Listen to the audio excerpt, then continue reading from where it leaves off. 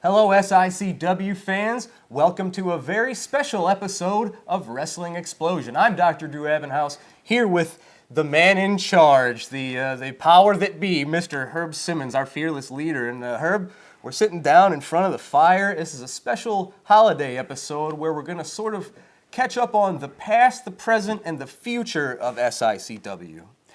Well, Drew, as you said, it's a special holiday episode. We wanted to do something we try every year at the end. After you come out of a year like we've had in 2015, which is thanks to all the great SICW fans. It's just been a tremendous ride once again. We want to say happy holidays to each and every one of you that follow SICW Wrestling Explosion. Larry Matisek normally would be here with us, feeling a little under the weather tonight. We always wish him speedy recovery.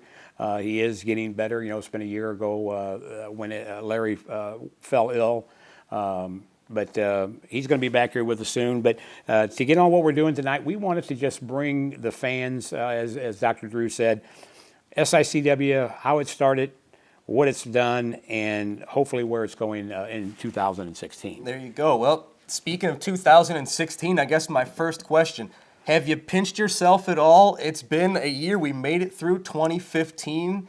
Can you believe it? It's been great. We made it to the end. Would you have ever imagined? We've made it, and I got to tell you, Drew, it's been a blessing to have you step into the roles of Larry. As the fans who's been following us for all these years know that Larry was the voice behind the Wrestling at the Chase for many, many years, and then through SICW, and we found somebody that can fill those shoes to the best, and you're doing a great job at it. I don't know if I can quite fill his shoes, but it's an honor just to try. There's no place besides SICW I would rather do this, and it's been an honor and a privilege to work with yourself, Larry Matisek, and the sort of talent that only SICW has to offer. The veterans, the Ron Powers, the Gary Jacksons, the Big Daddies, the Bob Ortons, all these guys that have been in the business for 30 years plus, and wow, what a treat. So thanks for all the opportunities. Well, I've been able to do things that I would have never dreamed, and I appreciate it very much. And it's because of you and Larry. So. Well, and that's good. And like I said, 2015 was another great year. As we all say, we do this for the passion of the business. And of course, all of our millions of dollars, right? Yes. I know you're having trouble sitting down. You're leaning because of that fat wallet. Yeah, it would be great, but you know, SICW, it's been fun. I mean, I would not change anything that we have done. As I've told people before, and when I've done other interviews, I was at the right place at the right time. I was just like the thousands of other fans growing up.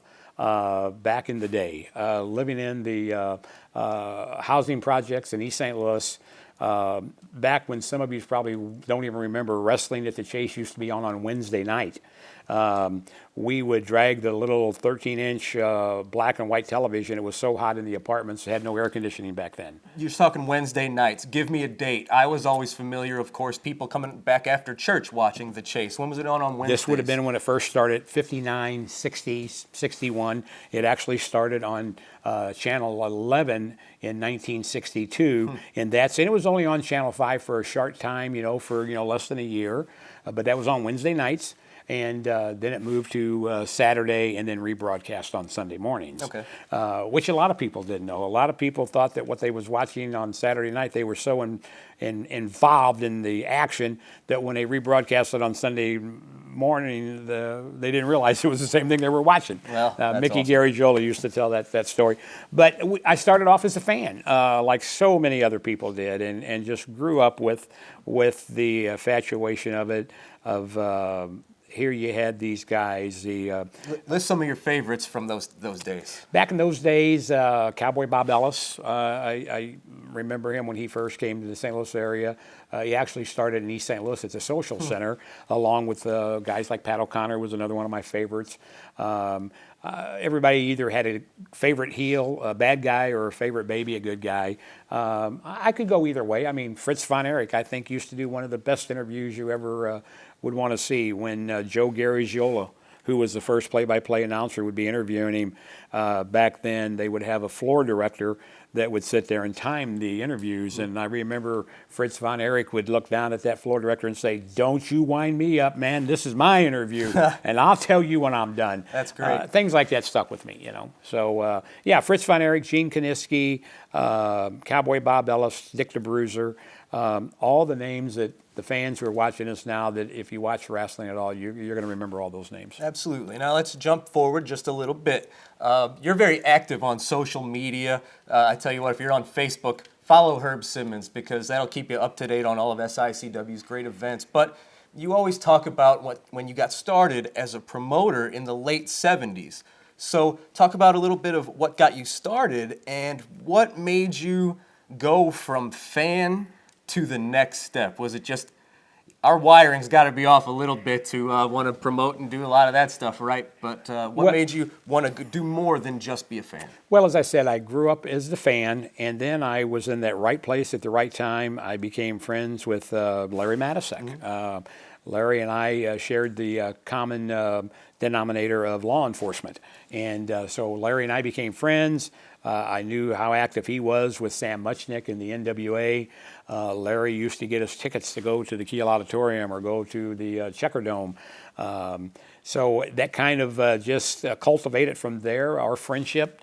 He introduced me to the late, great Sam Muchnick. Wow. The first time I met Sam, was out at the Fairmount Park racetrack at the restaurant, had dinner with him and Larry, and I thought I died and went to heaven. When is this?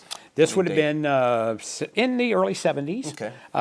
Sam was loved the ponies. He loved to go out there. He loved the steaks that they cooked at the restaurant there. So, just to be able to sit there that early on and hear some of the stories and the business that him and Larry would sit there and talk about was just tremendous for me as a young man, infatuated with the business. Larry knew all of these guys, and through Larry's friendship, introduced me to so many of the people in the business. And again, it was a ride that I if I could do it all over again, I would. Absolutely. Now, I know one of the things SICW really prides itself on is sort of being a modern-day incarnation of wrestling at the Chase. In those talks, in those meetings, these dinners with Sam and Larry, can you share anything specific that rubbed off from Sam Muchnick? Because legendary man, wrestling business has had many promoters through the years, but almost all of them have their fair share of detractors. That's not the case with Sam Muchnick, at least not from my point of view. He's spoken of in really reverent terms and very respectfully and just as a real classy guy. Did you pick up anything specific from him, and is there anything that you continue on in SICW that what you would say is a direct carryover from Sam Muchnick's philosophy on the wrestling business? Well, during those conversations that I was privileged to, I remember Sam always telling Larry that it took, and I recall myself saying this in the past. There's a few things that makes for a good show and for good promotions. One, of course, you've got to have great talent. Back then, Sam Muchnick had great talent. Absolutely. I don't care where you went. Of course, every territorial thought they had the best, but Sam Muchnick had it. And if you go back to the record books, the Missouri title had the best lineage and the best roster of talent, second only to the NWA championship, heavyweight championship. At the time, there were no bad Missouri champions. It was always, in the day, that was sort of the stepping stone, in a way, to the NWA title. So very special place here in Missouri. I would remember Sam and Larry talking about, without good talent, you had no show. And the most important thing other than that would be with the great fans. And you got good fans because you had the best talent. And Sam's theory is that if you give them the good talent, the people will come. And that's why he was so successful. That's why we at SICW, we try to give the fans what they want to see. We don't gouge them. We don't false advertise. If we've advertised somebody and they don't show up, it's a legitimate reason. Sam's theory was you treat the fans right and they're going to treat you right. And he was successful for many years. And to that point, whenever you have had a talent that couldn't make it or anything like that, you always started the show with you yourself coming out and saying, fans, we're sorry. They couldn't make it. You're upfront, you're honest with fans. That's not the case everywhere you go, unfortunately. No. People will either just not mention it a lot of times if talent doesn't show up. They just hope it flies under the radar. But that goes a long way towards the great fan relations. And you said it, the relationship between the wrestlers and the fans is a special, special thing. Well, and I think I inherited that, or I learned that from Larry and Sam. You have to treat them as an extended family, really, more than fans. If Sam or Larry had a situation where somebody couldn't make it in, they'd always go out, offer the fans a refund. We try to get it out there on social media if I know ahead of time, like I did with JJ. I mean, earlier that day, we're on social media saying, hey, he's stuck in the airport, he can't make it. So I think the fans really respect that. Absolutely. And the amazing part about that is that the couple of times we've had to do that, not one fan come up and said, hey, give me my money back. You know, we always give them their money's worth. So when you start trying to gouge the fans, they'll pick up on it real quickly, and your attendance will drop. But as you see, you're there each show, whether it's in East Carondelet, Millstadt, Fairmont City, wherever we go, the fans come out and support SICW. And I think it's because we got the reputation. Well, absolutely. You mentioned you and Larry meeting through law enforcement. That's something that kind of is in the background of what you do to this day. We obviously, you yourself as the 911 operator, mayor, and all the other hats that you wear, but we are SICW is a major, major supporter of law enforcement, first responders, firefighters. In fact, we just got done doing a really nice fundraiser for Swansea and the Swansea Fire Department, and I know that's a very important part of SICW. You mentioned being raised here in East St. Louis, and that's still the same area that you try to give back to and support. Talk a little bit about SICW's involvement with the community and the law enforcement and the great work we do with the first responders. Well, and it's no secret. I grew up in business, tow truck business, ambulance business, law enforcement, firefighting. So yes, those first responders, kind of like our military men and women, I have a special place for them. I've never been in the military, but I applaud each and every one of those military men and women who go out there and do what they do to allow us to do what we do. Absolutely. Our first responders, our firemen, policemen, EMS, paramedics. Any given day, I deal with those career people. They go out there and put their lives online, helping others every day. That's a career that they have chosen. So yes, we go out and we support them. I started doing that many years ago, same way we did with the Boy Scouts, with the Knights of Columbus, the Lions Clubs. We've helped them raise funds. But the fire departments and police departments has always been a special place because I was so involved with them. And that's what we continue to do today. Any of the fire departments out there or police departments that want help, we're going to go out there and help them. Nowadays, it's tough to get those budgets to where you might need that little extra Sure. equipment. Like you said, the Swansea Fire Department, we've been in there twice now. The village of Millstadt, Illinois, we're going back in there in 2016. So being involved in there, I operated the ambulance company in East St. Louis for many, many years. I know what that whole area was. I know what it is. When people ask me where I grew up at, I have no bones about telling them I grew up in East St. Louis. I grew up in the housing projects. That's where home was. You know, wrestling started at the Social Center at 9th and Summit Avenue in East St. Louis. For any of you fans or from East St. Louis, you know right where I'm talking about, where Lou Thez had his first match at, where Cowboy Bob Ellis wrestled, where Pat O'Connor started wrestling at. So that's where it started. There? The building's not there any longer. It was a historical building, believe me. Turned into be a boys' club later on. We went there, played basketball, all kinds of activities after school. But people would go down there and watch wrestling. Absolutely. Yeah. So Again, I keep saying I was the young man at the right place, meeting Larry. Larry I can is- relate to that a little bit. Larry has taught me so much about this business, the ins and outs of it. Yes, there are sharks out there. There are workers out there. I would like to believe that as the promoter of SICW, I treat the boys the way I want to be treated. We don't always agree, but you mentioned the talent. When you look at guys in the locker room that SICW has, and I'm going to start off with Ron Powers.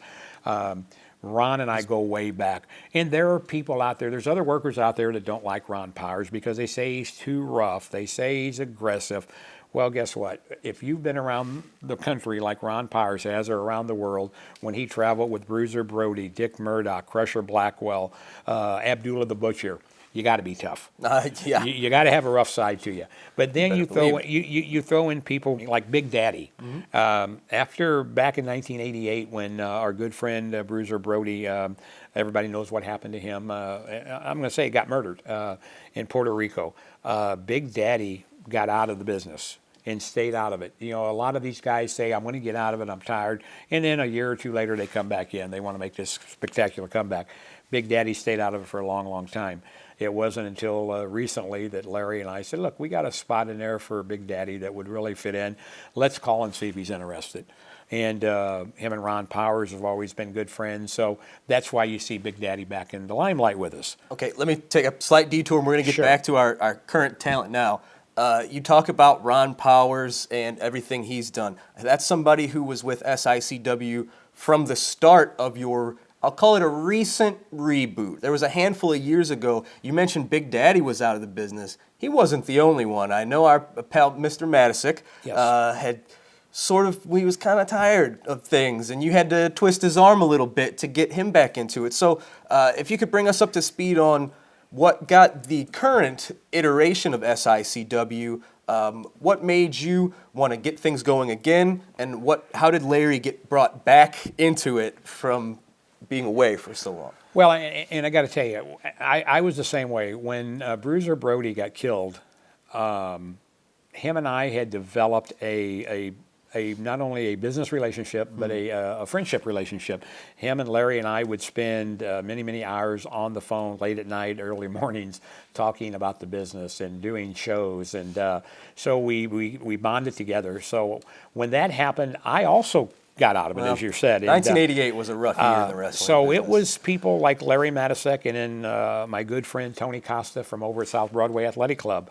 I remember Tony calling me up and say, hey, you got to get back into this thing. You know, you're not done with it.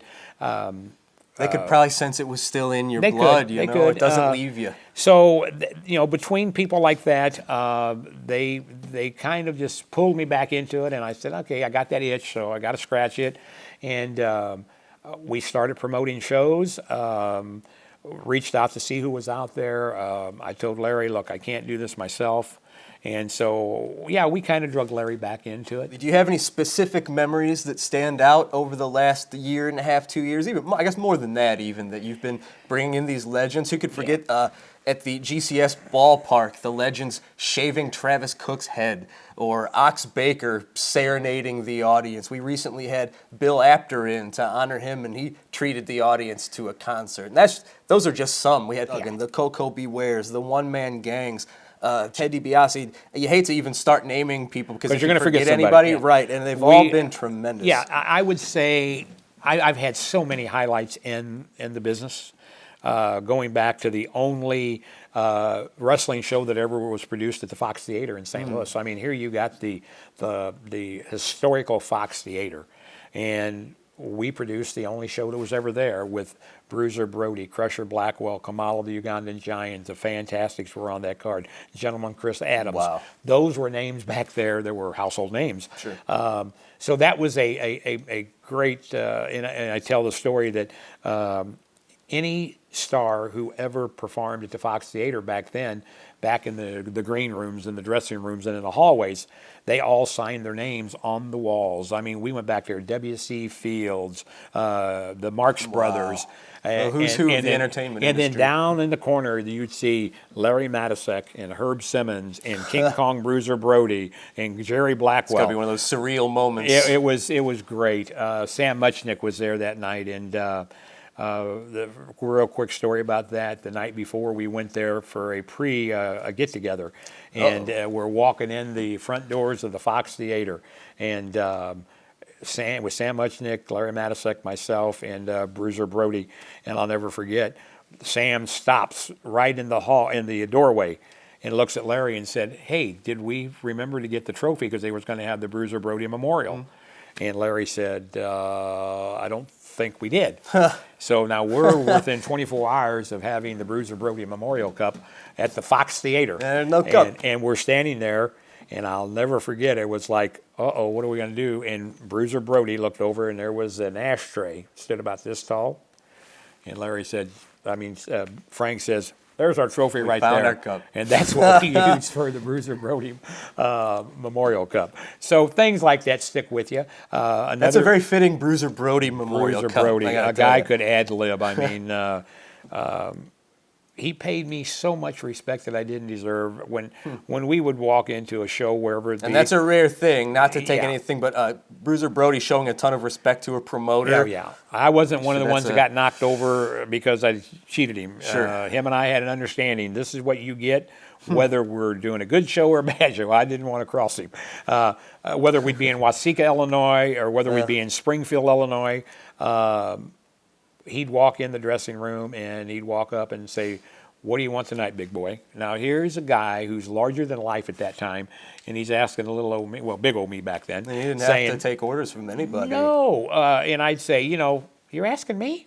Yeah, but Go out there and you and tell me, what are we doing? Go I out don't- there and do what you know how to do." But he introduced me to so many of the guys. Like I said, he brought Dick Murdoch in, Greg Valentine, Abdullah the Butcher, Killer Tim Brooks.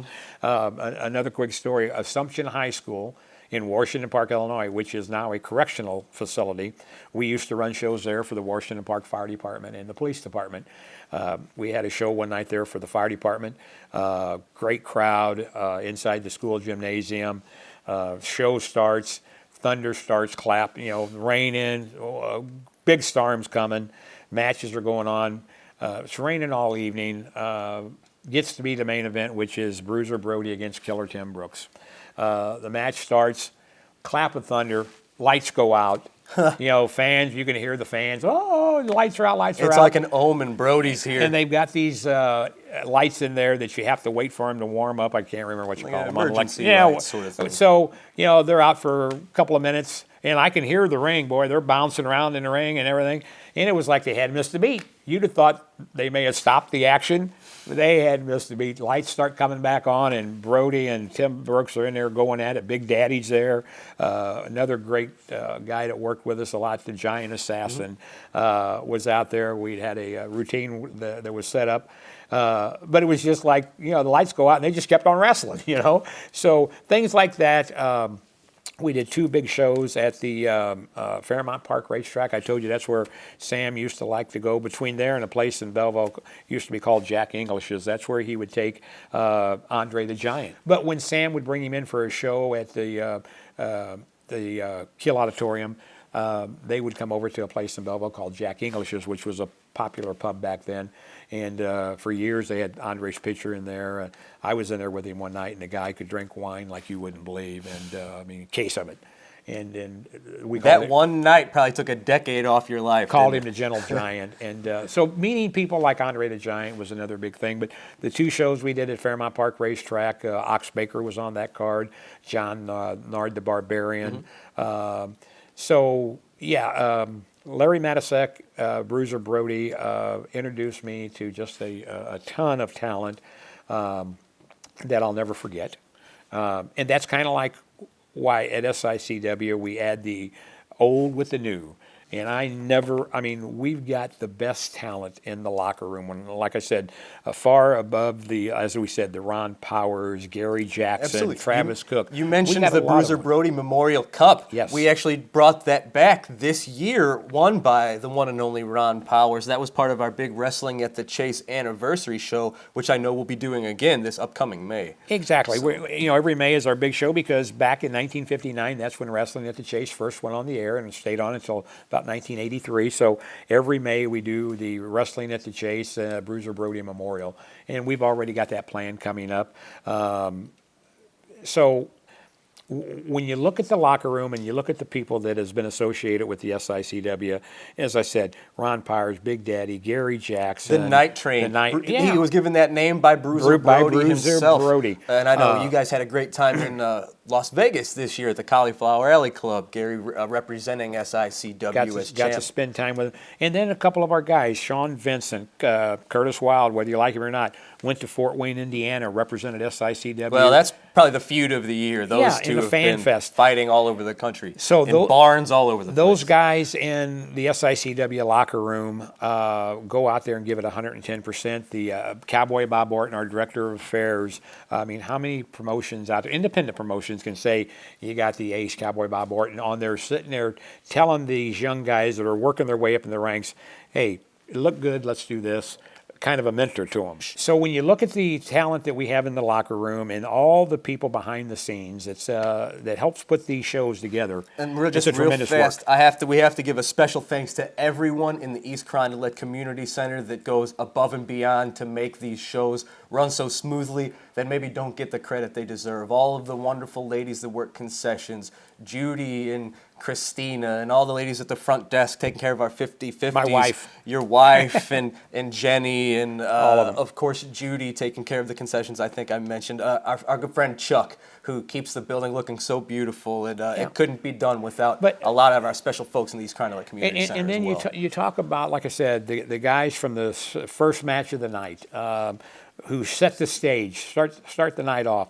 All of those young guys that start off. To the referees out there, Tiger Terry Riley was with us for many years. He's back with us now. Then you got the younger guys, the J Kings of the world. Dennis is helping us out, refereeing, going in there and doing a job that people don't realize is just as much as important as the 2 or 4 or however many guys are in there Absolutely. working. There's a lot of puzzle pieces it takes to make a wrestling you put show. together. And I want to give the shouts out to the even the people who aren't with us any longer that it was. Like I said, my good friend Tony Costa, him and I will go to our graves being friends, regardless of what people say. Tony and I traveled the roads many, many years, and we talk all the time, and we're going to continue to do that. The Smith family was an asset to what SICW did when they came back 6-7 years ago. Absolutely. If we didn't already do so, we want to make sure we thank all of our fans. The SICW fans are the greatest wrestling fans anywhere in this area. It is an honor and a privilege. I can speak for myself and a lot of the talent that it is an honor to perform and to do what we do in front of fans like the SICW fans. And we appreciate each and every person that joins us, not just in the East Carondelet Community Center, but in every firehouse, every time we go to the GCS ballpark or the Alton. Swansea, wherever. Absolutely. So to the fans, we thank you so much on behalf of the wrestlers and everyone else involved in SICW. I think that's about going to wrap this thing up, huh? Until the next episode. Fans, it was a great 2015, and it's going to be a great 2016. We hope to have you along for the ride.